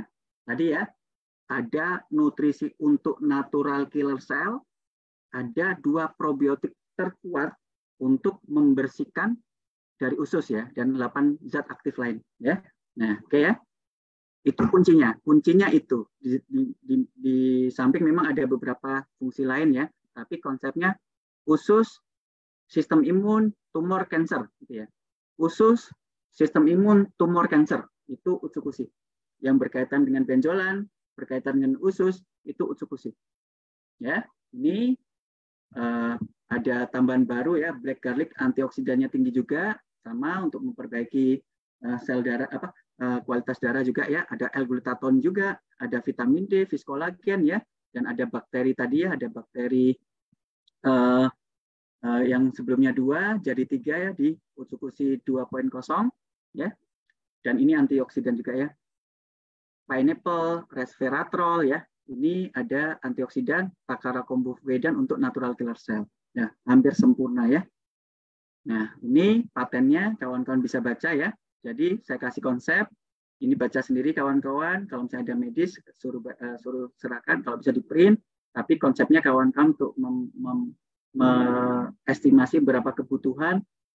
Itu tadi ya, Utsukushi. Kalau misalnya dominan tumor, dominan usus, berarti Utsukushi dominan. Oke, ya kenapa? Komplit ini. Subarasi, Utsukushi itu kalau bisa jangan dipisah ya. Jadi satu kesatuan kalau misalnya saya boleh menyarankan. Kenapa? Darahnya diperbaiki, regenerasinya diperbaiki, diperkuat. Kemudian itu SOP. Utsukushi, ususnya diperbaiki, sistem imun diperbaiki, natural killer cell ngiter-ngiter untuk mencari sel-sel yang rusak yang harus diganti supaya nggak terjadi kanker, atau ada kanker langsung dihancurkan ya, sempurna ya. Oke, safety-nya jelas ya, udah sering kita bahas bahwasanya tidak mengandung metal, tidak ini lebih ke organik, natural, halal ya, udah Badan POM juga, kemudian sudah tes ya, sudah lab, sudah teruji secara lab ya. Nah, apa saja yang sudah diuji ya? AFC mendapatkan sertifikat bebas antibiotik, pestisida, logam berat, kimia, ya, hormon, bebas dari pencemaran radiasi nuklir. Nah, ini ya.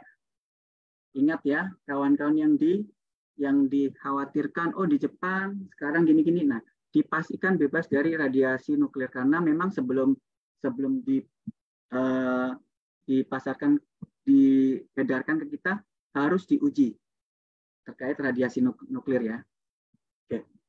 Nah, oke. Jadi setelah mendengar itu tadi, kawan-kawan, apa sih yang harus kita lakukan? Kita masuk ke main chapter ya, yaitu 4 saset 5 sempurna. Yang pertama, kawan-kawan menganalisis tadi. Kalau ada permasalahan di darah, permasalahan di sel rusak yang harus diregenerasi, berarti dominan subarasi. Ya, tapi perlu minum Utsukushi nggak? Perlu, karena ingat, seluruh penyakit yang ada biasanya ya, sebagian besar disebabkan oleh usus yang kotor. Sehingga usus yang kotor itu bisa memperbaiki secara nggak langsung darah. Karena penyerapan usus itu nanti langsung masuk ke darah. Ya, kalau usus diperbaiki, penyerapan ke dalam darah bagus. Ya, jadi tetap berarti Kalau misalnya ada dominan tersebut, berarti bisa minimal 4 saset ya. 4 saset itu intinya untuk pertama pasien minum itu minimal 4 saset. Ya. Kenapa 4 saset? Kenapa? Kita harus yakin, kita harus memotivasi pasien. Kenapa? Karena kalau kita baru minum, di dalam tubuh kita itu selnya tuh banyak yang rusak, banyak yang belum diganti. Kalau minum cuma 1 saset, belum apa-apa udah habis, udah terserap karena kerusakan tuh banyak yang harus diregenerasi. Nggak akan berefek, sehingga tingkat kegagalan atau tingkat keyakinan terhadap suatu produk ini itu sangat rendah. Oh, nggak ada efek nih buat saya. Oh, nggak, karena kita kurang, ya, karena memang kebutuhannya minimal 4 saset, ya. Nah, terus kemudian 5 sempurna, maksudnya apa? Kita lihat mana yang dominan. Apakah permasalahannya tadi di sel yang rusak, atau di darahnya, atau di tumor kanker, atau enggak di ususnya. Nah, itu dia. Dilihat mana yang lebih dominan. Kalau misalnya dominan, jadi proporsinya dirubah. Jadi kalau misalnya dominannya usus, ya, ususnya kotor, kemudian ada tumor, berarti utsukusi. Minimal 4. Ya, berarti 1 suba, 3 utsu. Itu minimal ya, 4 saset itu minimal ya. Bisa lebih bagus ya. Bisa lebih bagus. Ya. Terus kemudian lebih bagus lagi ya udah 5 sempurna. Tadi kan kalau misalnya minimal 4 saset tapi nggak sanggup untuk beli 5 ya, kita ambil minimalnya saja 4 saset, 1 suba, 3 utsu. Terus kemudian dia sanggup minimalnya 5, berarti 2 suba, 3 utsu itu makanya. 5 sempurnanya itu yang triknya ya. Lebih bagus ya, itu ya untuk kawan-kawan memudahkan menganalisis ya. Nah, setelah kita menguasai 4 saset 5 sempurna, kawan-kawan ingat ya, pengobatan holistik ya, itu somato, psikososial. Somato apa, Dok? Somato itu tubuh, badan. Ya, badan. Nah, badan nggak cuma konsumsi 4 saset 5 sempurna, tapi badannya juga harus diperbaiki. Apa diperbaiki maksudnya? Pola hidup harus bagus ya, supaya sempurna ya. Dimotivasi, diajarkan pola hidup yang bagus, diarahkan goalnya apa, goalnya dia mau sembuh, ya sudah pola hidupnya harus diperbaiki. Nah itu tadi, diyakinkan, dikasih harapan dia mau sembuh. Kalau dia sudah mau sembuh, ada harapan, dimotivasi juga pola hidupnya harus bagus, tidurnya, olahraga, ya, stres dan sebagainya ya. Nah yang selanjutnya medis. Medis untuk awal-awal kalau pasien sakit jangan langsung ditinggal, berbahaya. Kenapa? Karena ini adalah nutrisi, sedangkan medis adalah obat. Obat itu memiliki target organ. Cepat, langsung, karena yang ditembak satu tujuan. Kalau suba utsu itu seluruh tubuh, dari ujung rambut sampai ujung kaki. Ya, jadi kebutuhannya banyak dan butuh waktu. Ya. Kalau misalnya kita over PD, langsung lepas, tingkat kegagalan atau tingkat keefektifan, sehingga kalau misalnya ini gagal, nggak efektif, akhirnya menimbulkan kepercayaan terhadap suatu produk akan hilang, akan turun, nggak percaya, lebih bahaya lagi. Ya. Jadi dibantu perubahan perilaku, pola hidup yang baik, hindari stres, tidur yang baik, olahraga, ya, minum air putih, ya, yang itu harus benar-benar juga diperhatikan. Pengobatan nutrisi yang lain, ya nggak cuma ini saja boleh, ya, somato. Kemudian psikologis. Nah, di mana orang sakit kita tadi sempat bahas ya, sakit itu udah drop banget, motivasinya nggak ada. Jadi psikologisnya harus kita kuatkan, kita arahkan, kita pimpin dia supaya dia mau sembuh. Tujuannya harus kita perberat. Kadang orang sakit tuh nggak punya tujuan lagi, udah mau mati aja.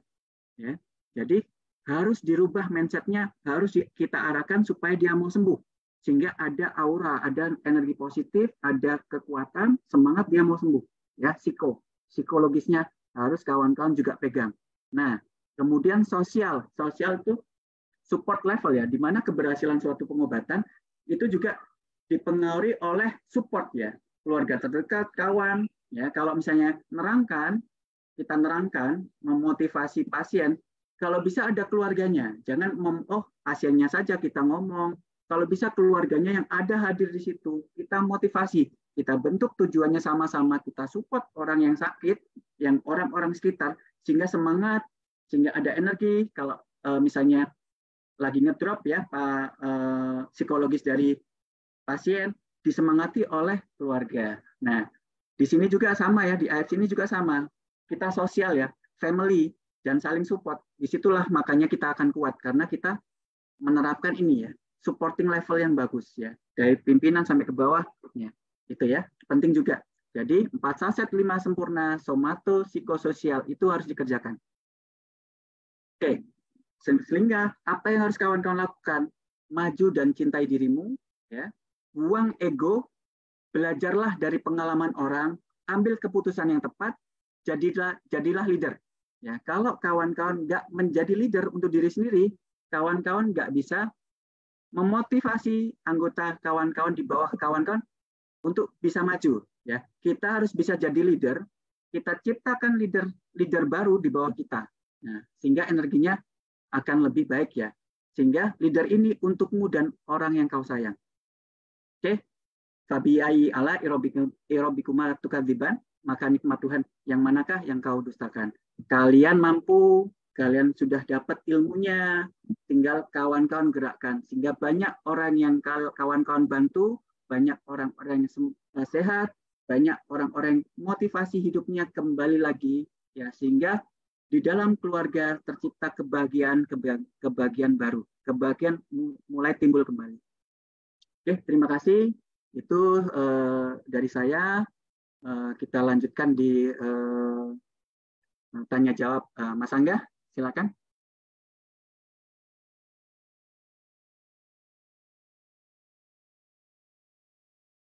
Oke, Mas Angga. Atau lanjut ya, ya? Dok. Oh ya, silakan Mas Angga, pimpin. Oke. Pertanyaan kita masuk ke sesi tanya jawab, teman-teman.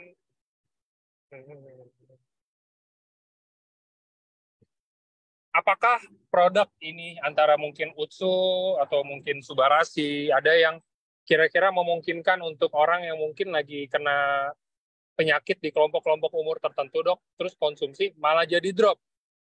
Mungkin nggak? Ada kemungkinan itu nggak, Dok? Ini saya ada Dr. Luigi ya, wah bangga ada dokter-dokter yang lain, Dok. Izin Dok, sejawat-jawat senior-senior, terima kasih arahannya. Ya, saya izin Dok menyampaikan kalau misalnya nanti ada kurang, ada koreksi Dok, silakan Dok. Ya, kawan-kawan. Saya pada kesempatan kali ini saya ucapkan terima kasih Dr. Luigi, kirimannya sudah dapat saya bisa konsumsi. Terima kasih Dok, ilmunya juga yang bisa menambahkan ilmu saya. Jadi kawan-kawan gini ya, semakin kita sering ikut Zoom, semakin sering kita jumpa orang hebat, mindset kita juga akan berubah. Ya, jadi jangan segan ikut Zoom itu kalau misalnya kita mau jadi leader, ya itu bukan omongan saja, ya. Tapi mindset atau karakter leader itu harus keluar. Kalau karakter leader kita nggak keluar, ya nggak bisa jadi, cuma diomongan saja. Karakter leader, contoh, salah satunya kita berangkat untuk maju ikut Zoom, berangkat untuk maju ketemu orang yang di atas kita, kemudian kita sesuaikan apa passion kita, ada contoh-contoh, tinggal kita pilih leader mana yang bisa kita contoh, kita adopt, kita duplikasi. Dan itu kita dapatkan setelah kita jumpa dengan leader, dapat setelah kita Zoom. Nah itu ya, sampaikan ke kawan-kawan yang lain, kalau mau jadi leader, Bushido misalnya, bukan ranknya kawan-kawan, tapi karakternya. Kalau karakternya sudah dapat, insya Allah, ya, karakternya ini saya kutip dari Dr. Luigi ya, Dok, saya kutip ya Dok, karakternya dulu yang kawan-kawan bentuk, fighter spiritnya harus kawan-kawan bentuk, baru kawan-kawan nanti bisa, ya, gitu. Oke, jadi ini contoh ya, kalau misalnya ada usia-usia tertentu, ya, atau ada penyakit tertentu, contoh nih ada kanker usus ya. Nah, tadi kita lihat usus itu banyak plak ya, banyak kotoran yang di dalam usus, di dinding usus itu banyak. Setelah kita konsumsi, itu langsung mencret. Ya. Jangan menyerah, berarti sebenarnya di dalam tubuhnya itu dia rusak. Dan itu salah satu obatnya untuk memperbaiki, untuk mencuci, untuk membersihkan. Nah, tinggal kita sesuaikan gimana caranya. Nah, ini kita bahas ya, caranya. Kalau misalnya nggak bisa minum banyak, kita bagi dosisnya. Kita bagi cara minumnya. Contoh, 1 saset nggak bisa langsung nih. Mungkin 1,5 jam, setengah saset. Kemudian mungkin 4 jam selanjutnya setengah saset lagi. Nah, sampai pada akhirnya minimal 4 saset. Itu dia. Kalau misalnya ada efek di dalam tubuh setelah konsumsi, berarti di pasien tersebut efeknya itu memang ada penyakit sebelumnya. Nah, dan di situ mungkin ada mulai ada perbaikan ya, tapi ada beberapa reaksi yang memang orang-orang tidak tahan ya penyakit. Jadi tetap kalau misalnya ada efek samping, makanya harus didampingi dokter. Obat medis juga tetap diberikan sehingga kebutuhan terkait produk AFC ini nggak semakin banyak ya. Salah satu fungsi dari obat medis adalah menjaga supaya konsumsi AFC tidak banyak kali gitu loh. Kerusakannya ditunda dulu, memberikan waktu kepada AFC untuk meregenerasi ya. Jadi itu Mas Angga aman. Jadi tetap 4 saset ya minimal, 5 sempurna, tinggal disesuaikan. Kalau misalnya ada gejalanya, ada efeknya, jangan khawatir, tinggal diatur pola cara minumnya. Nah, cara minumnya tidak ada ketentuan ya. Semua kita cari ya, mana terbaik dari pasien masing-masing. Bisa lewat lidah, kalau sedikit ya, kalau banyak diseduh pun boleh. Kalau saya, kalau bisa memang sebelum makan. Kenapa sebelum makan? Karena ini mudah diserap.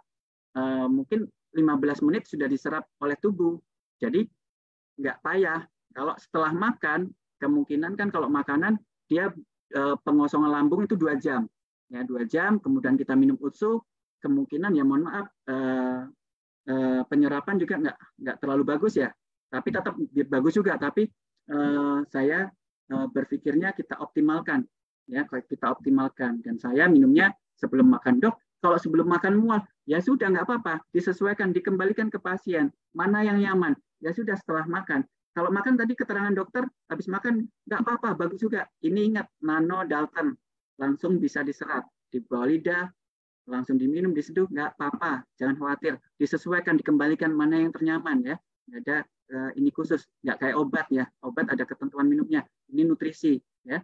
Terus, kalau yang nggak boleh apa dok? Nggak boleh diseduh pakai air panas karena ini protein. Hati-hati, protein itu peka terhadap panas. Ya, kalau misalnya ini rusak jadinya. Itu Mas Angga, panjang ya, maaf ya. Lanjut. Pertanyaan lanjut Mas Angga. Yes, oke. Itu ya tadi udah menjawab juga. Jadi ada yang tanya kalau untuk kayak kanker paru-paru gimana cara konsumsinya dan lain-lain. Mungkin bisa ditambahin dok. Kira-kira kalau yang bisa mendukung dengan kan pasti kita ya walaupun ini bukan obat ya selama ini dibilang cuman kan namanya orang kadang-kadang udah konsumsi Suba Utsu tuh udah kena penyakit dulu baru konsumsi, jarang banget yang menyegah gitu kan, pastilah itu. Nah pertanyaannya mungkin lebih ke arah gini, kayak kalau saya tanya untuk pola hidup sehat itu kira-kira gimana, terlalu muluk-muluk lah dok, maksudnya nggak ada orang yang kayaknya oke, saya setiap hari ini makannya sehat banget, pola hidupnya sehat, olahraga dan lain-lain apa. Itu jarang. Cuman yang saya mau tanya, mungkin ada nggak sih kayak mungkin pola hidup yang mungkin harus dihindari, yang benar-benar harus dihindari dari kehidupan kita sehari-hari aja.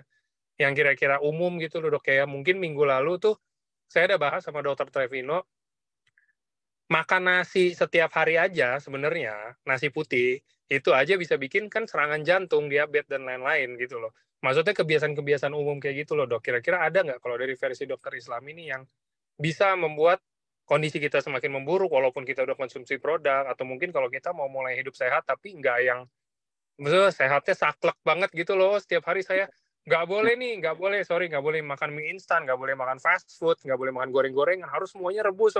Itu jarang yang kayak begitu pasti kan. Nah kira-kira kalau versi dokter Islam itu gimana sih? Nah, betul Mas Angga. Jadi gini, harus seimbang. Kalau misalnya kita melakukan dosa, sorenya kita tobat.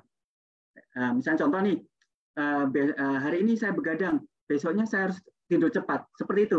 Ya, jadi disesuaikan. Kadang ada yang orang mau begadang, tapi langsung kembalikan. Ya, misalnya nih, makan nasinya kebanyakan, besoknya puasa, boleh. Seperti itu ya.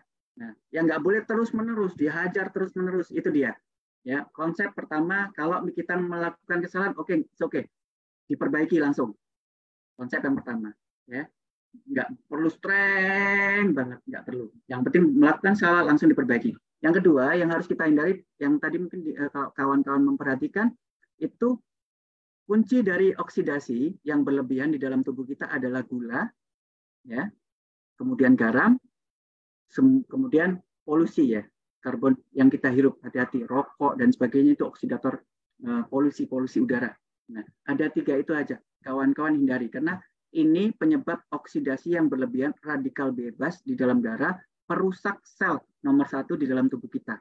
Ya, itu aja, simple itu aja, as simple like that. Jelas pola hidup ya, banyak cari tidur teratur, makan nasi sehari cuma sekepal tangan kita. Pagi kalau saya makan protein aja sama karbohidrat kompleks. Nah, nasi itu di siang, kemudian sore, malam itu sudah sayur-sayuran, buah-buahan dan sebagainya. Nah, kemudian tambah susu. Nah, seperti itu bisa pola makan yang sehat. Ya, cuma yang saya kasih konsep biar nggak panjang, yaitu hindari gula, kurangi gula, kurangi garam. Kalau bisa hindari ya, kurangi gula, kurangi garam, kurangi asupan polusi yang masuk ke pernafasan kita. Karena 3 itu adalah penyebab oksidasi yang sangat berlebihan di dalam tubuh kita. Penyebab kerusakan sel. Apakah mendingan gula atau mendingan minyak, Dok? Oke. Nah, jadi ini keren. Pertanyaan keren. Jadi kan ada diet keto ya. Nah, lemak kita pastikan minyaknya bagus ya. Kalau minyaknya jelek ya udah masuk jelek juga. Anggap ini minyaknya bagus ya. Kita pilih minyak. Nah, minyak ini kalau kita serap ya udah minyak baik. Nah, dia akan berubah jadi jahat kalau terkena oksidasi. Ingat, penyebab oksidasi tadi saya nggak sebutkan minyak kan? Gula, garam, sama polusi. Ya, gula, garam, sama polusi, karbon dioksida, karbon monoksida, dan lain sebagainya yang sempat dibahas kemarin. Ya, itu. Nah, kalau minyak datang, ketemu oksidasi atau gula, tambah makan nasi berminyak nih, makan berminyak, ditambah nasinya banyak banget. Nasinya, itu kan karbohidrat, glukosanya tinggi. Ya sudah, selesai.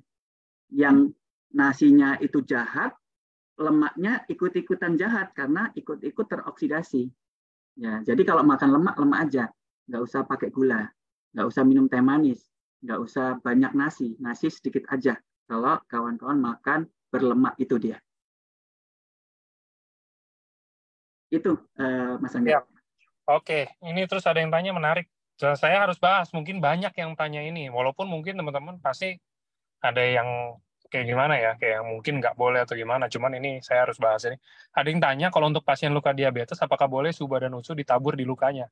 Oke, konsepnya, kalau dokter Islami mungkin akan menjelaskan dari sisi medis, pasti. Cuman kalau saya akan menjelaskan dari sisi logiknya, sebagai orang awam, saya ini kan orang awam ya. Jadi, kita ini kan makanan, teman-teman. Satu, kita ini makanan. Anggap sama lah, yang sehat apa ya kita bilangnya. Bubur kacang hijau, contoh ya, gitu ya.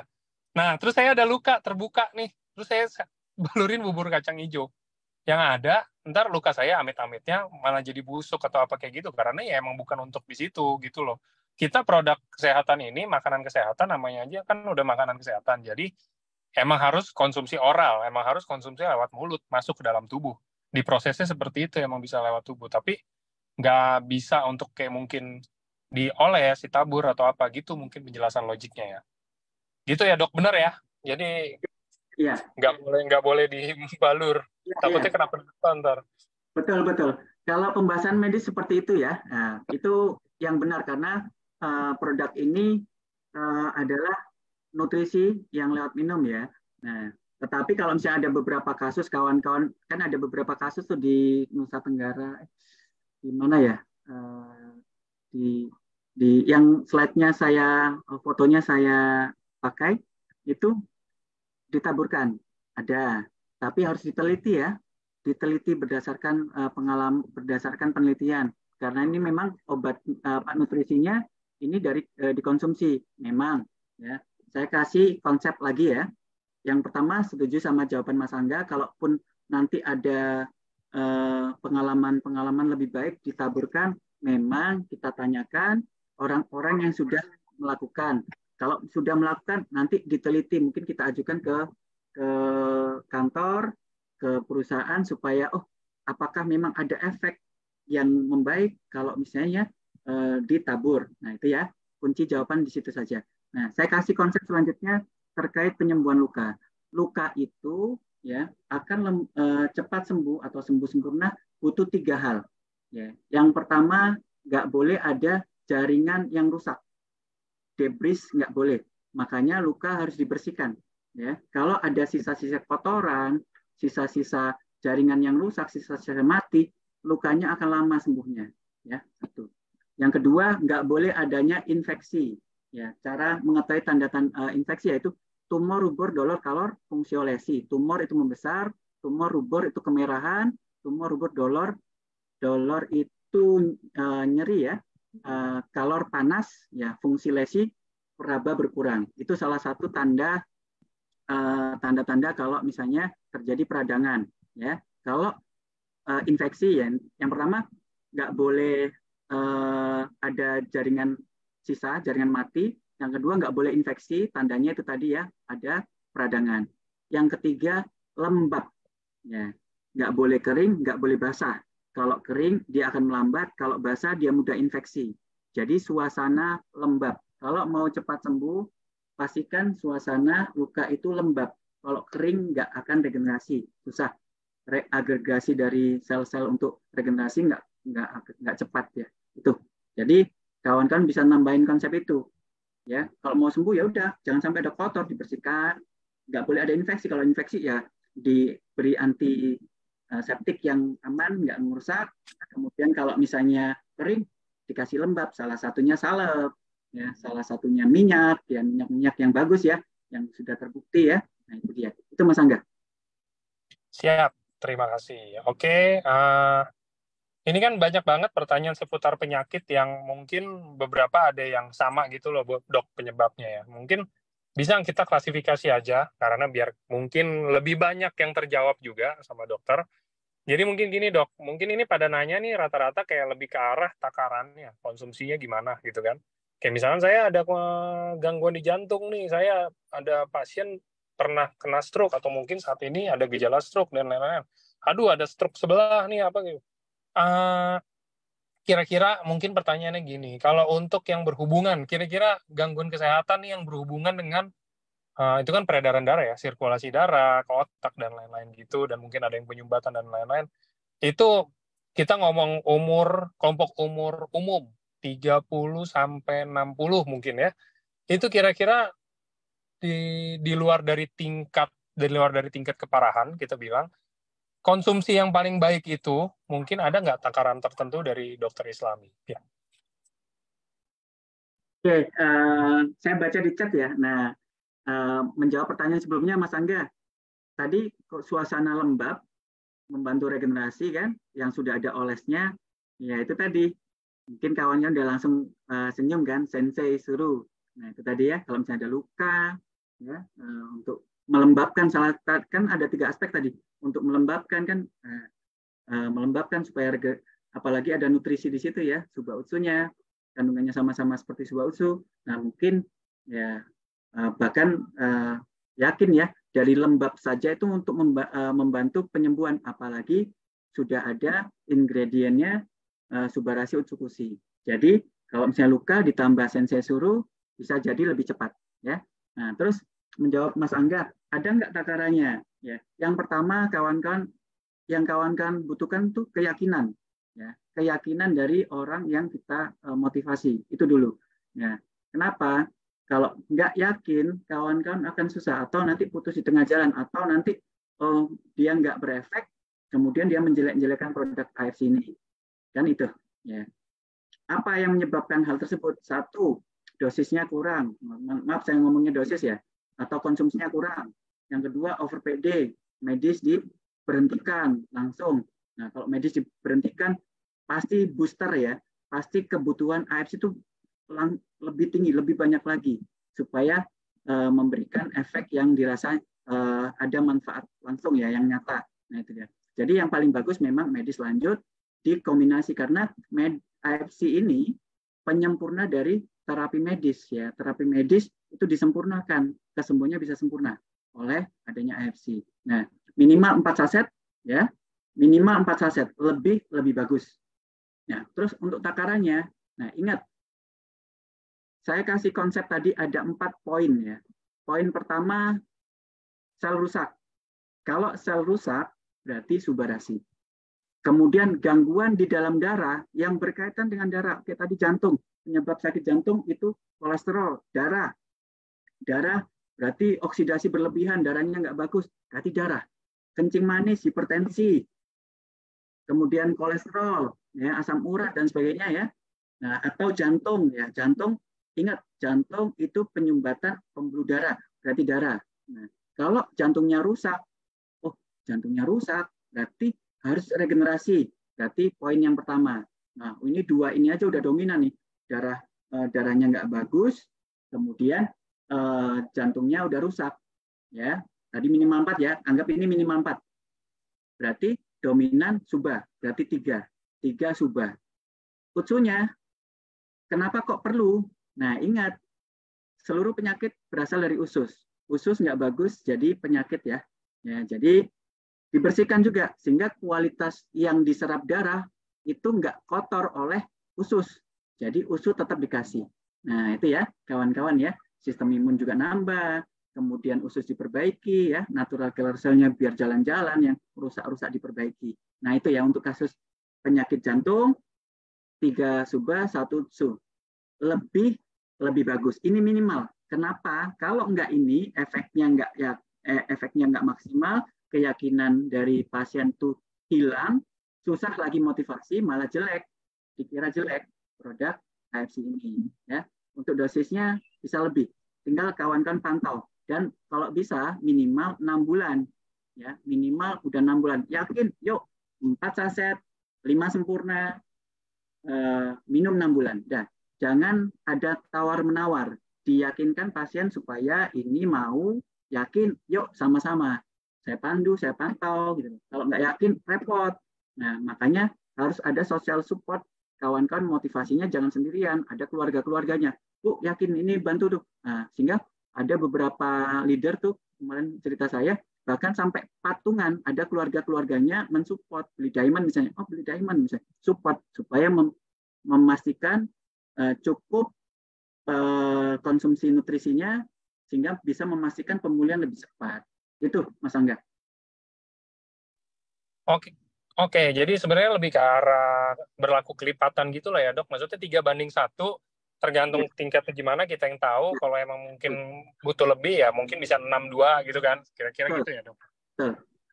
Oke. Next-nya ada yang tanya. Nah ini juga sering banget ditanya. Kalau untuk, kan itu yang tadi kita bilang kan ada emang gangguan kesehatan. Tapi kayak misalkan untuk kayak saraf kejepit dan lain-lain gitu dok. Oke, kita bahas saraf terjepit. Langsung konsep saraf terjepit berarti kebutuhan kondroitin dan lain sebagainya. Jadi sel di dalam tulang juga rusak ya, atau di bantalan rusak saraf ya. Nah, jadi kalau ini kan konsepnya rusak di dalam saraf. Saraf rusak. Penyebabnya nanti kita bahas banyak ya, tapi kalau bisa dilihat juga penyebabnya apa. Tapi kita fokuskan kerusakan di saraf terjepit ya, baik leher, pinggang, punggung ya. Nah, saraf terjepit terjadi kerusakan ya. Terjadi kerusakan. Ingat tadi ada kandungan-kandungan untuk memperbaiki bantalan tulang belakang ya, kondroitin, elastin, kemudian yang lain-lain itu asam hyaluronat ya, itu untuk menutrisi bantalan ya. Nah, bantalan tulang belakang ini itu sangat peka terhadap cairan. Jadi cairan juga harus dipenuhi. Kawan-kawan kurang minum sakit pinggang tuh. Kenapa? tulang belakang itu, bantalan tulang belakang itu sangat peka terhadap dehidrasi. Kalau dehidrasi dia keras, sakit. Nah, jadi minum, ya. Konsumsinya berarti ini rusaknya adalah kerusakan, berarti subahnya banyakin 3. Kemudian utsunya 1 karena penyakit dari usus harus kita perbaiki. Kalau pertama-tama itu pastikan minum utsu karena ususnya pasti kotor dah. Saya pun kotor ususnya, makanya saya minum utsu. Nah, terus ingat, ini nggak instan, walaupun ada efek anti nyeri ya, tapi tidak seinstan medis.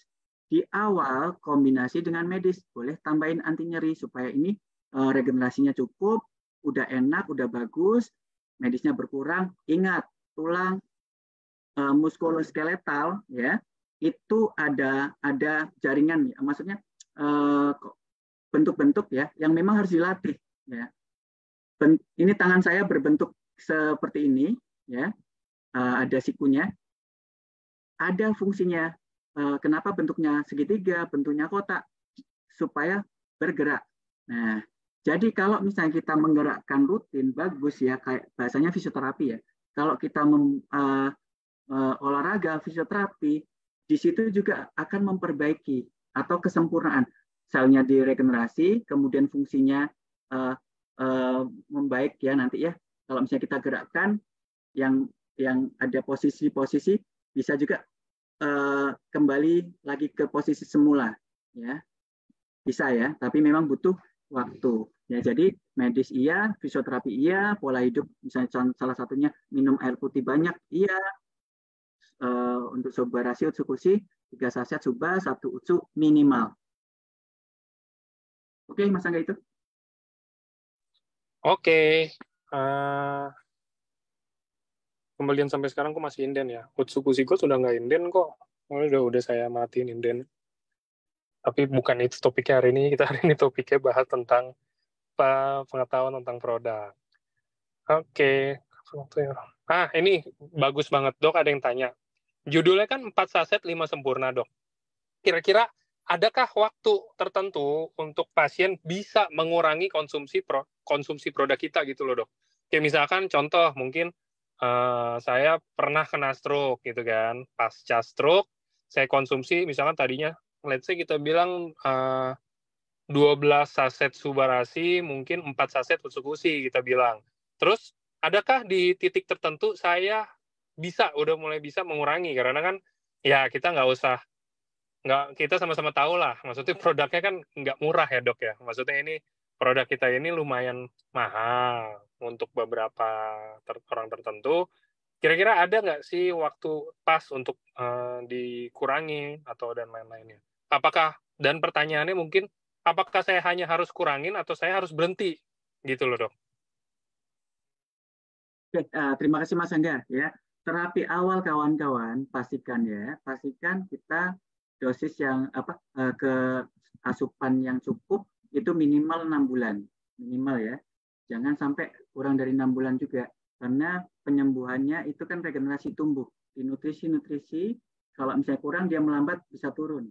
Nah, karena kemungkinan penyakit yang ada dia melawan terus ya, jadi kita optimalkan supaya regenerasinya sempurna, kayak ibaratnya pohon, ibaratnya nanam tanaman, dia sudah jadi pohonnya akan kuat. Nah, 6 bulan. Nah, setelah 6 bulan memang kita evaluasi ya. Makanya kawan-kawan kalau bisa jangan lepas dari medis dulu ya, karena di medis ada indikator-indikator keberhasilan terhadap pengobatan. Bisa dari lab, bisa dari gejala, bisa dari apa. Sehingga kalau misalnya ada perbaikan, nah disitulah mungkin kita turunkan pelan-pelan. Nah, kalau udah pelan-pelan udah sembuh, mungkin kita maintenance saja. Maintenance mungkin kalau udah 4 saset 5 sempurna itu kan kalau pengobatan mungkin udah bagus banget. Mungkin sehari 2 saset bisa juga.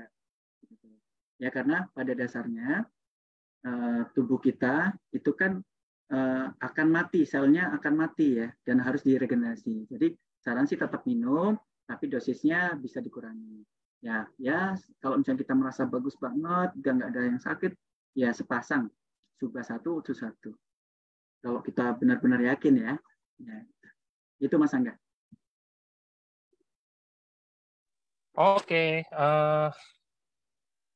ini udah mau jam 5, kita masuk beberapa pertanyaan terakhir ya dok ya. Satu pertanyaan lagi Mas Angga, kebetulan jam 5 ada pasien, izin maaf. Ya. Ya, maaf ya. Oke. Maaf ya. Gak apa-apa, kalau misalkan ada alasannya ada pasien menunggu kan udah nggak bisa ngapa-ngapain juga yang lainnya juga kan teman-teman. Nggak bisa marah loh, dosa loh kalau marah itu pasien nungguin loh, kenapa-napa loh.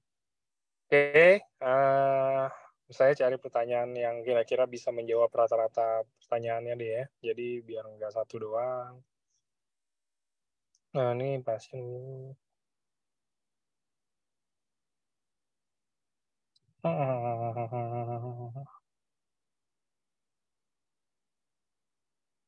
Kalau untuk, oke, ini aja deh, ini juga bagus. Pertanyaannya gini dok, sebenarnya simple. Ini kan produk kita bisa untuk semua umur, semua kalangan umur ya, mau yang tua, muda, dan lain-lain ya dok ya. Nah, mungkin pertanyaannya gini, apakah ada ketentuan untuk konsumsi? Mungkin ketentuannya itu kayak misalkan saya udah umur 70-an nih, saya mau konsumsi, ada ketentuannya nggak? Misalkan harus lebih sedikit dibandingin yang masih muda, atau harus lebih banyak dibandingin yang masih muda. Dan apabila saya masih anak muda, atau mungkin bahkan anak kecil, konsumsinya apakah sama harus kayak orang yang umur 50-an atau 70-an gitu loh dok? Ada perbedaan di umur nggak dok? Yang sejauh saya pengalaman dan sejauh yang saya baca, itu tidak ada pengaruhnya ya. Karena kalau misalnya kita normal, kita bagus, kita sehat, ya itu lebih ke menjaga ya, menjaga, mengoptimalkan sistem imun, mengoptimalkan regenerasi sel yang ada, kemudian kualitas dari darah juga bisa dimantapkan, oksidasi bisa dicegah dengan antioksidan. Jadi kerusakan sel itu nggak terjadi. Nah itu kalau maintenance. Nah yang 4 saset 5 sempurna saya konsepkan itu konsep minimal 4 saset terutama pada orang-orang yang sakit. Kalau misalnya orang tua nggak sakit, ya mungkin ya bisa menjaga. Tapi di awal, bulan-bulan pertama saya sarankan 4 saset dulu. Karena kita mengejar kerusakan-kerusakan yang dulu mungkin kita nggak ternutrisi dengan baik. Nah setelah mungkin 1 bulan, 2 bulan, kalau misalnya kita nggak sakit dan kita merasa sehat, mungkin bisa dikurangi. Jadi seperti itu. Dan bahkan ini ada kasus mungkin bayi aduh lupa saya yang di video kita juga yang ada bayi dengan penyakit katup jantung ya. Nah udah kemana-mana dan alhamdulillah mengkonsumsi ini bayi loh ya. Itu pun mengkonsumsi malah jadi keajaiban ya, perbaikan yang luar biasa. Nah itu ya, bayi bisa minum. Itu Mas Angga.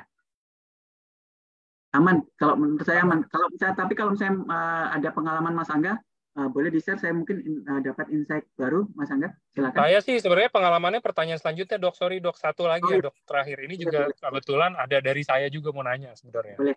Boleh. Dan ini mungkin mewakili Niko juga mau nanya ya. Jadi pertanyaannya gini, ada yang tanya menarik banget. Jadi dia tanya, dok, ada hukumnya nggak sih konsumsi produk expired? Oh, baik. Oke, itu juga pertanyaan saya karena saya selama ini saya, Niko, even Pak Ernest, even Bu Helen segala macam kayak gitu kita konsumsinya expired terus. Saya aja masih konsumsi Utsu expired Agustus, Subarasi expired September tuh masih saya semua konsumsi juga gitu loh. Dan saya sampai hari ini kan ya masih ada aja ini teman-teman masih dengar suara saya. Ini enggak gitu loh masih belum kenapa-napa gitu kan. Tapi yang saya mau tanya, saya udah tanya ke beberapa dokter, salah satunya mungkin ada dokter-dokter lain lah gitu kan.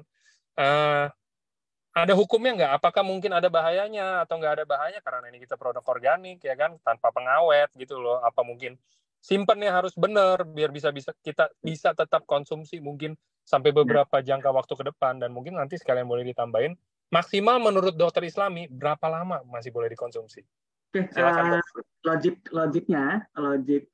dalam medis ya yang pernah saya pelajari, kemudian sama orang-orang apotik ya. Kebetulan saya di manajemen dari rumah sakit juga.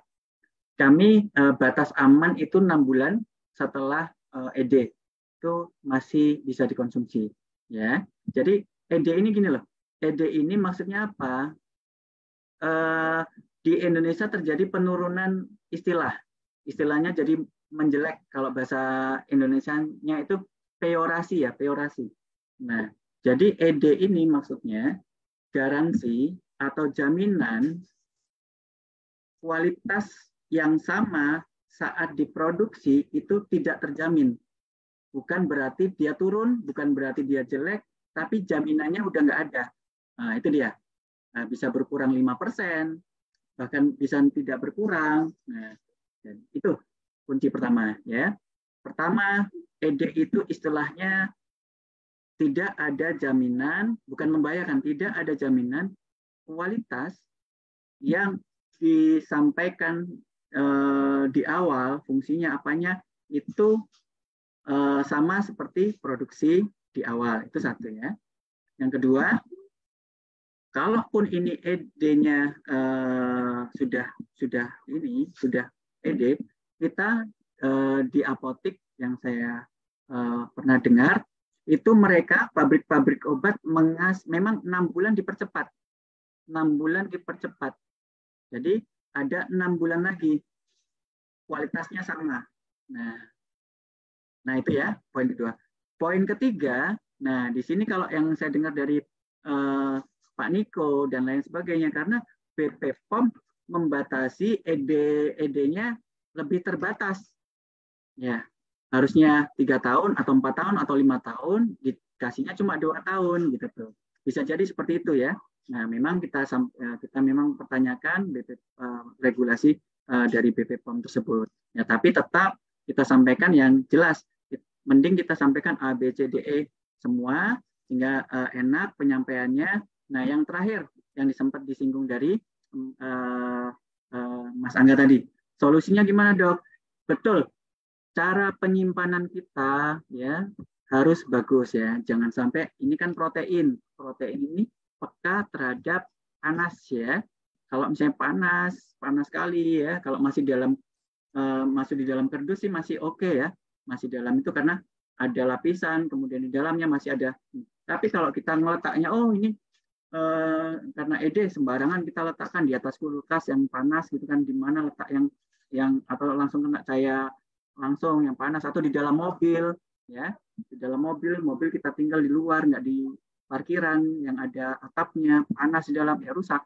Bukan karena ED-nya, karena penyimpanan kita yang rusak. Penyimpanan kita yang nggak tepat itu ya kita jaga karena peka terhadap suhu. Jadi suhu juga bisa mempengaruhi, sinar matahari langsung juga bisa mempengaruhi ya. Jadi letakkan pada tempat yang baik sehingga kualitasnya nggak turun walaupun sudah ED ya. Nah kan itu Mas Angga. Oke, saya mau tambahin sedikit ya mumpung topiknya lagi ini. Jadi kan gini teman-teman, Utsukushi Gold ini sekarang kan udah ready ya, untuk sementara ini udah ready, udah nggak ada inden. Jadi kalau beli sekarang ya dapat sekarang. Cuman teman-teman bisa lihat, jadi di produk Utsukushi itu tadinya mungkin kalau yang perhatiin ya, misalkan kayak kita bilang Utsukushi Gold deh, kita apple to apple ya. Utsukushi Gold yang batch sebelum ini expired-nya itu 1 tahun ke depan. Expired-nya itu entah di 2024 atau 2025 gitu ya. Itu 1 tahun lah hitungannya, karena kan sebenarnya produksinya di kapan, jadi expired sampai kapan. Cuman kalau yang sekarang teman-teman bisa lihat nanti kalau yang udah dapat tuh expired jadi 3 tahun, dan sedangkan ingredientnya sama, semuanya sama, BPOM kita jelas dan lain-lain. Itu kenapa ya? Karena sebenarnya kita itu hanya regulasi aja teman-teman. Jadi teman-teman nih nggak usah takut kayak, wah ini tulisannya konsumsinya September 2023, sedangkan sekarang udah Oktober, udah mau November nih malah nih. Terus saya kalau minum mati kayak gitu kan rata-rata pasti kan. Jadi jangan takut karena ini hanya regulasi teman-teman, hanya pencatatan expired date yang ada di produk. Karena kita nggak bisa pakai best before.